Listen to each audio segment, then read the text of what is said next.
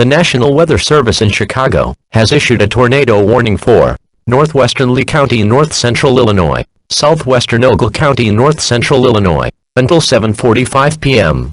At 6:57 p.m., a confirmed large and extremely dangerous tornado was located near Amboy, or 12 miles southeast of Dixon, moving northwest at 45 miles per hour. Hazard: damaging tornado and baseball-size hail. Source: radar confirmed tornado. Impact: you are in a life-threatening situation. Flying debris will be deadly to those caught without shelter. Mobile homes will be destroyed. Considerable damage to homes, businesses and vehicles is likely, and complete destruction is possible. The tornado will be near Amboy around 7:10 p.m. Dixon around 7:20 p.m.